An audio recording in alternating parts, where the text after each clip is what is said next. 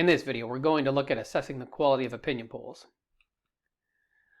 When you're trying to evaluate the quality of an opinion poll, there's a few questions you want to ask, a few things to look for. First one would be who conducted it. Different firms conduct these. There are polling firms that do this for a living. It's how they make their money. But they all have different methodologies and possibly different reputations as well. Helpful to understand who paid for it as well. Sometimes it might be a news organization that's paying a polling firm to do it. Other times it might be an organization that's got a more political or partisan purpose. How many people were contacted? And how were they recruited? Were these random participants or were they part of an existing survey panel? And then, of those contacted, how many responded? That's called the response rate. What are the questions that were asked? Were they good questions, nice and neutral? Or were they deliberately skewed and misleading questions to try and encourage a particular response? What about the margin of error? The margin of error refers to how accurate the pollster thinks the poll is. You might hear things like 2% plus or minus 19 times out of 20. Well, what that means, if their result was 82% and the margin of error was 2%, that means they're confident that if they did this thing 20 times, 19 times out of those 20, their answer would be somewhere between 80 and 84%. It would be 2% around their specified result. So that's how we interpret that. It's their confidence level. How confident are they that this number, 82%, is accurate? And then the last one is weighting. How is the sample adjusted? That could, there's a number of ways that could happen. We'll talk about that. This information is dictated by a standards council called APOR, the American Association for Public Opinion Research. And they define what counts as professional standards for a reliable and acceptable, frankly, opinion poll. And for an opinion poll to be considered in keeping with these standards, it needs to specify and disclose certain information. And that information can be found in the methodology statement. In the methodology statement, they will talk about the type of the survey, how many people were contacted, the margin of error, and important information about the delivery. Each of these sentences in the methodology statement tells you how the poll was conducted. Let's look at the first sentence. Our survey was conducted online. This tells you the mode, survey mode. Then we can see the sample size online with 1,900 Canadians. So that's good, a good sample size, reasonably large.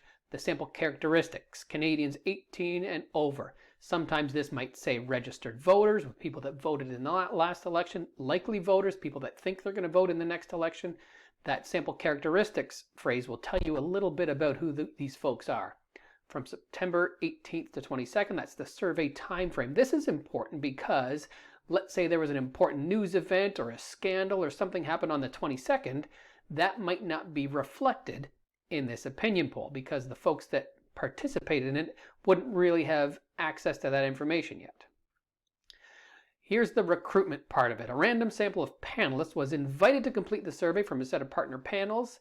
Partners double opt-in survey panels blended to manage out potential skews in the data from a single source. So they're recruiting people through a third party called Lucid, who looks at different panels of people. They keep panels of people, groups of people really, that are ready to complete surveys. And so there are a couple of different pools of people that were contributing to this survey.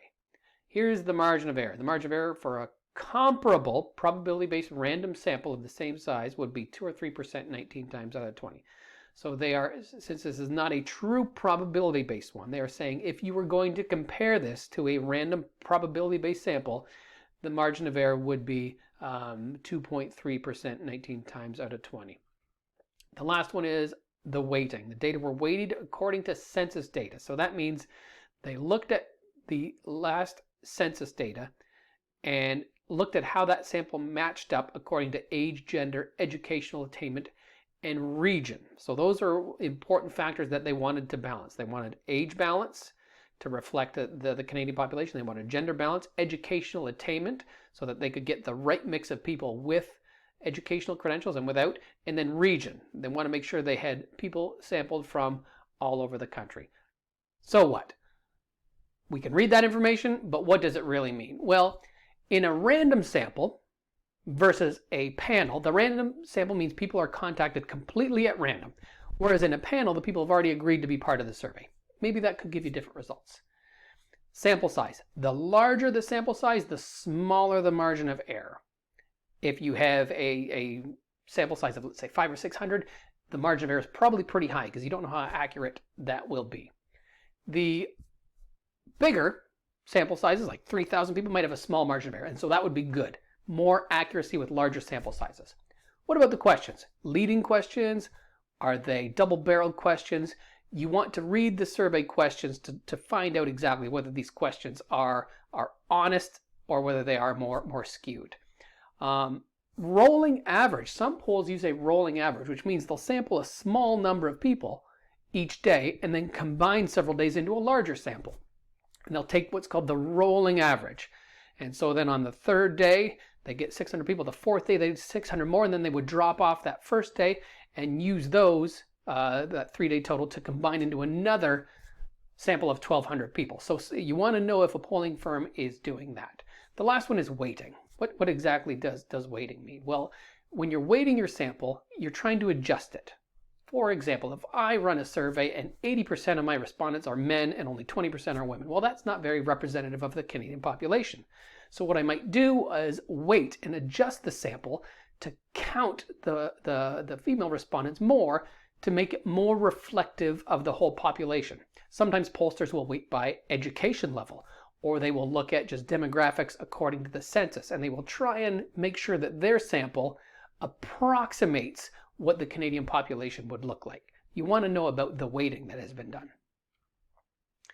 With different methods, there are trade-offs. If you want to understand the method that they're using, it's important to understand how they work. Each method will have positives and negatives. For example, phone versus online. How often do you answer your phone? Sometimes the people that answer their phone might share specific character traits, or they might be alike in some manner. Same for those that would volunteer to participate in an online survey. You might be getting the same types of participants. If you do call people on the phone, is it a live interview with a person, or is it an IVR where you just select one of the options from a list? Now, if it is a live interview, how is that being done? Is it available in multiple languages? Is there leading questions? Can you assist the recipient? You want to know what the call script is so you can have an idea of how those interviews are conducted, because, again, these can influence the results. So just to recap, there's a lot here. In general terms, we just want to think that there is a link between methods and poll quality. Some methods might produce better results than others. Different firms will use different methods, and that goes for recruitment, for the sample size, and for the survey mode. It also goes for the other things like their weighting. Ultimately, you want to look for that margin of error, because all of these will combine for more confidence and a more accurate opinion poll.